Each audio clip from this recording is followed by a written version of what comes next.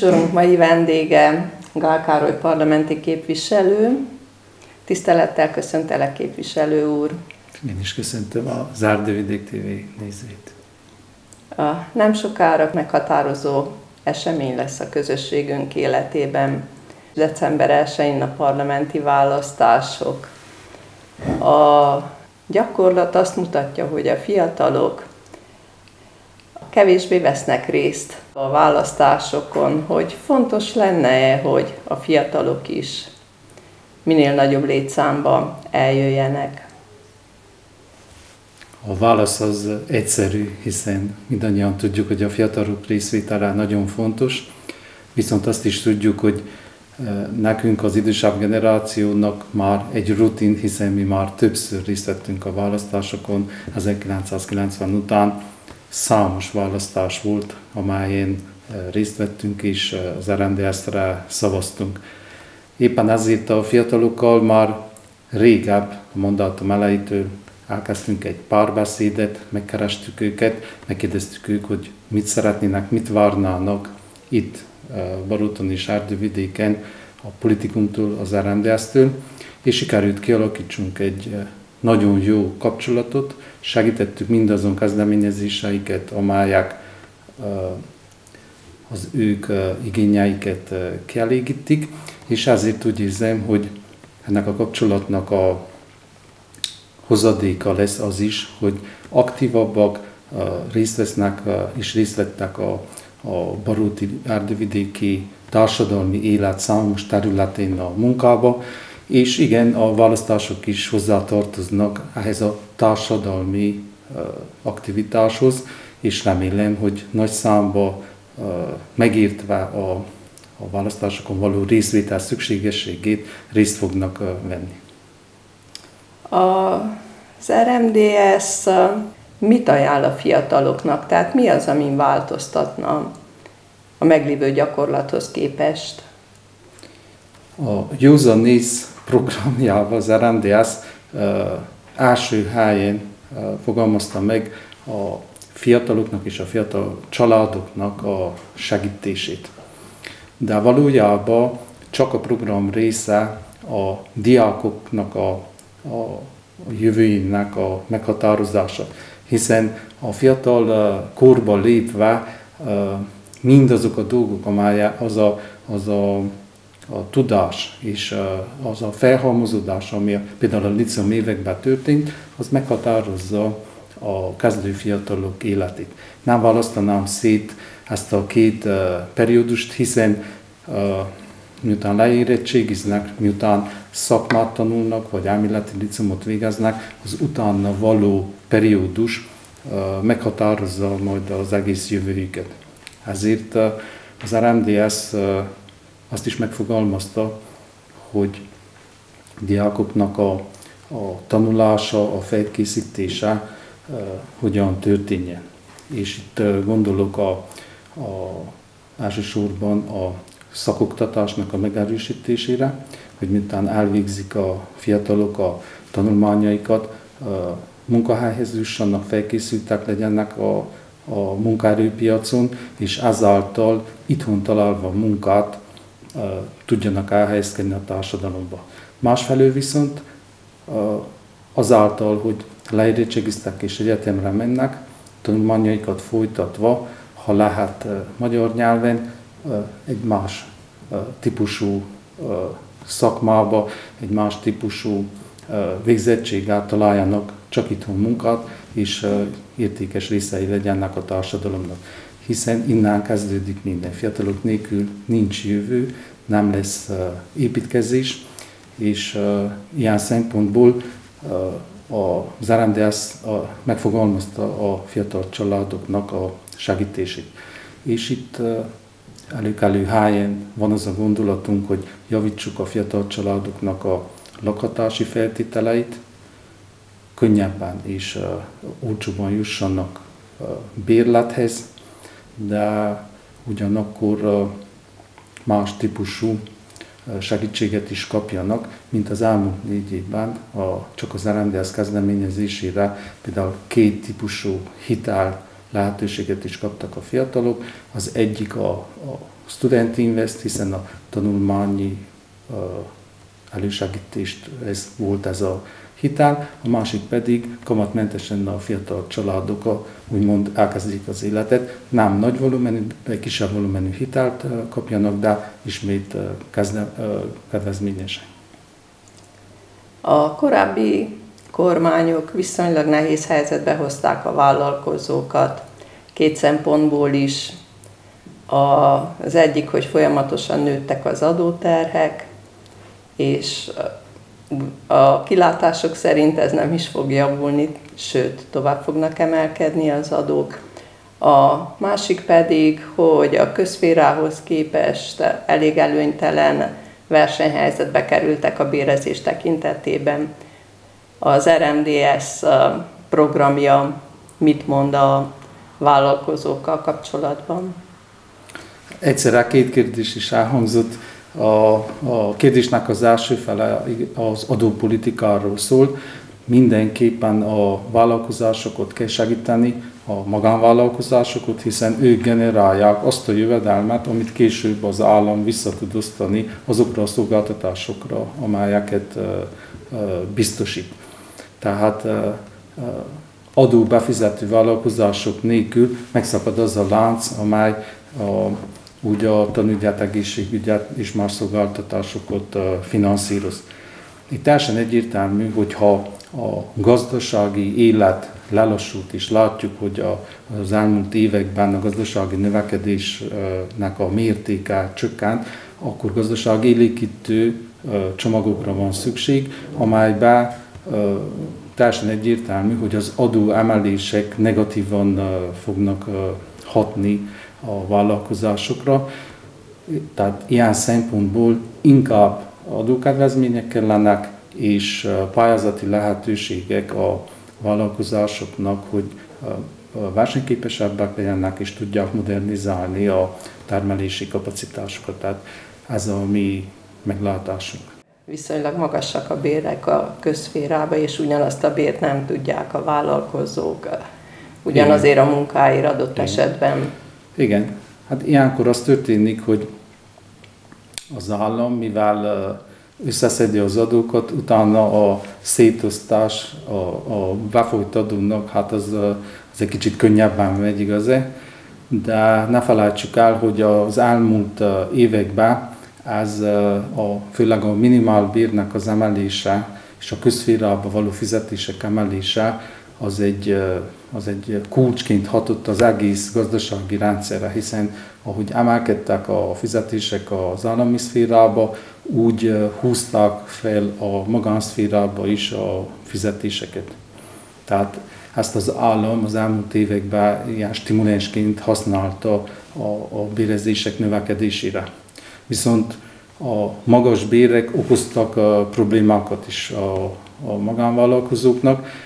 Például a minimálbérek emelkedése egész ágazatokat úgymond lehetetlenített el, sújtott, már csak abból kifolyólag, hogy azok a vállalkozások elvitték a kapacitásokat más országba, és ezáltal egész vidékeken szűnt meg a munkalehetőség. Hiszen a minimálbérnek mértékű emelkedése már nem volt nekik kifizetődő.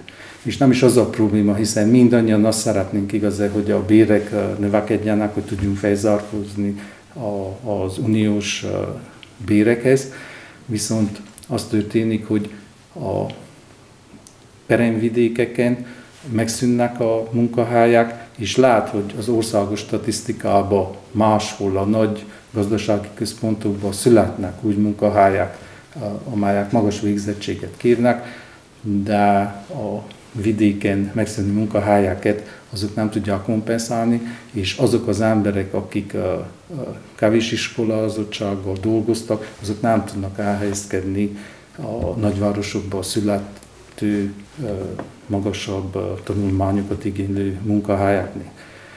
Tehát ilyen szempontból ez hátrányosan érinti a vidéket. Másfelől viszont azt is el kell mondjuk, hogy a befolyt adóból vannak ezek a béremelkedések, és egyrészt, amit az RMDSZ elmondott, hogy az állam a fejünkre nő, hát ez is egy komponense, hogy nem minden ágazatban, de viszont vannak olyan bérek, főleg a központi adminisztrációban, amelyek túl magasak. Az államnak így is úgy is vannak olyan gazdasági és szolgáltatási szektorok, ahol muszáj fizetést emeljen. Ilyen volt például az orvosok, ápolók bérének az emelése, amely által sikerült megállítani a szakembereknek az elvándorlását. De ugyanakkor szükséges emelni a tanügybe a fizetéseket, hiszen ezek stratégiai ágazatok, és hogyha innen a szakemberek elmennek, azt az egész társadalom megérzi. Így van. Erdővidéken, Kovászna megyében meghatározó ágazat a mezőgazdaság. Mit lehetne tenni, hogy még jobban megerősödjenek a mezőgazdaságban vállalkozók, a mezőgazdaságban dolgozók? Nekünk erdővidékieknek nagyon fontos a mezőgazdasági ágazat is, annak is főleg az állattenyésztési része, hiszen a falvainkban ennek a gazdasági és demográfiai megtartó ereje van, hiszen nagyon sokan foglalkoznak, most már átalakult a gazdaság, valamikor ezelőtt 10-15 évvel vagy 20 évvel az emberek igazán jövedelemkiegészítésként foglalkoztak a mezőgazdasággal, de most már azért átalakult, és nagyon sokan hivatásszerűen foglalkoznak és ebből élnek. Ezért számos támogatás, pályázat állott a rendelkezésükre, hogy modernizálják, hogy versenyképesebbek legyenek. Ugyanakkor, mint tudjuk, az APN keresztül a földalapú támogatások is mind azt segítik, hogy ezek a mezőgazdasági egységek méretüktől függetlenül fennmaradjanak, életképesek legyenek és termeljenek. És elmondhatjuk, hogy igen, többször van problémájuk a piacon, például erdővidéken általában majdnem minden évben, főleg a nyár elején, tavasszal megjelenik a probléma, tehát a tejárának az alacsony szintje, de más problémákkal is küzdködnek a mezőgazdászok, úgy, mint az idén a nagymértékű szárazság, amelyre az államnak mindig kell legyen egy válaszpolitikája. Külpolitika terén valamilyen ráhatása lehet-e az RMDSZ-nek, tehát az ország külpolitikájára, hogy ebbe valamit esetleg tud-e tenni? Az RMDSZ-nek megvan egyszer a saját külpolitikája, igaz, amit most már 34 éve, hogy sikerül alakítani, az elsősorban a kisebbségi jogoknak a helyzete, és több fórumon jelen vagyunk. Itt például meg kell említsük, hogy nagyon erősek vagyunk már az Európa Parlament szintjén, hiszen az RMDSZ-nek ott képviselői vannak, de más fórumokon is mindig az RMDSZ részt vesz, és jelentéseket is készít az erdélyi magyarok jogainak a helyzetéről. Másfelől viszont, mikor kormányban vagyunk, akkor mindig azokat a folyamatokat támogatjuk, amelyek az erdélyi magyaroknak jók. Gyakran halljuk azt a kijelentést úgy fiatalok, mint idősebbek részéről, hogy engem nem érdekel a politika. Ilyen hozzáállással. Tehát, hogy a politika azért akarjuk, nem akarjuk, mindenképp befolyásolja a hétköznapjainkat. Mennyire tudják az emberek függetleníteni magukat ezektől a dolgoktól? Igen, ezt többször halljuk. Viszont attól is függ, hogy mit értünk a politika alatt. Például csak a választásokat értjük a politika alatt? Csak a politikusokat látjuk ebbe a politika témába? Pedig valójában a politika átszövi az életünket. Tehát minden, ami történik, amikor kilépünk az ajtón, összefügg a politikával. Tehát az utcáknak a minősége az függ a helyi politikától. A kórházi ellátás függ a központi kormány és a helyi politikától. A adórendszer, mennyi adót fizetünk, az függ az adópolitikától. Bárhova megyünk, mindig beleütközünk a politikába, csak része a napi életünknek. És azok a közpolitikák, amelyek ezeket rendezik, ezeket vezetik, azok hatással vannak a mindennapi életünkre. Valójában nem tudjuk megkerülni a politikát, és a mi szavazatunk összefüggésben van azzal, ami következő például 4 évben fog történni. Igen, függ attól, hogy milyen döntések születnek, függ attól, hogy milyen emberek kerülnek oda, és függ attól, hogy egyszerűen mit gondol a társadalom bizonyos kérdésekre.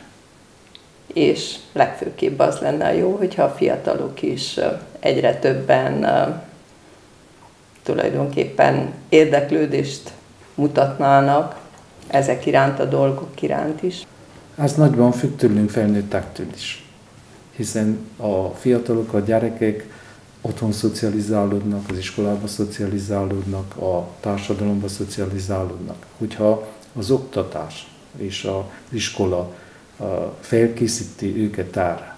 Tudom, hogy van például egy tantárgy is, amelyik állampolgári neveléssel foglalkozik. Tehát, hogyha megtanulják az iskolába az alapdolgokat, milyen társadalomban élünk, milyen demokratikus rendszerben élünk, melyek azok az intézmények, amelyek a demokráciát úgymond meghatározzák.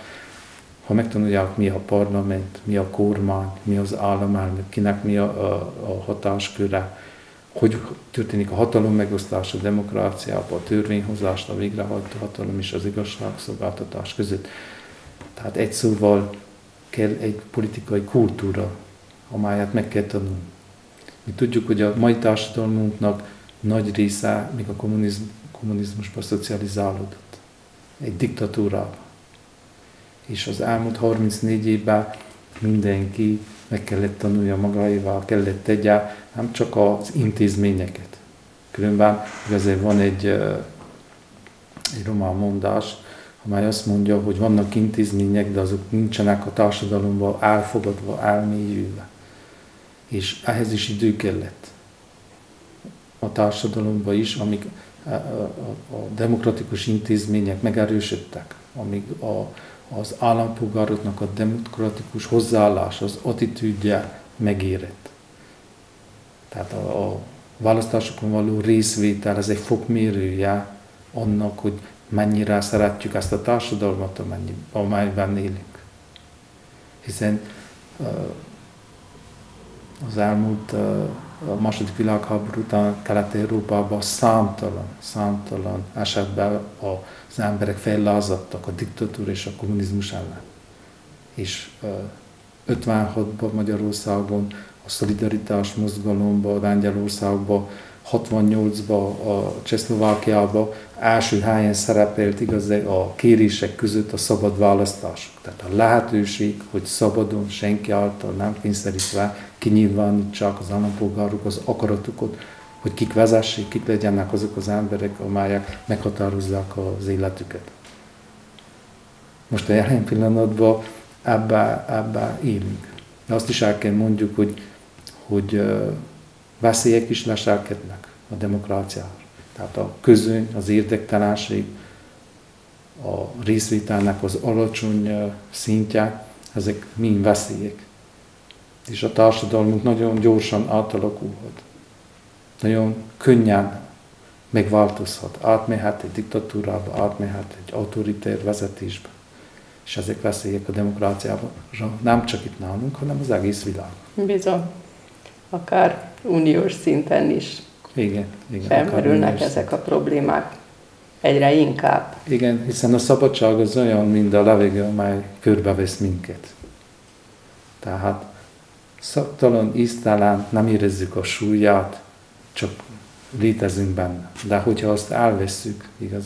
Elvesszük a szabadságot, akkor abba a helyben már érezzük a hiányát.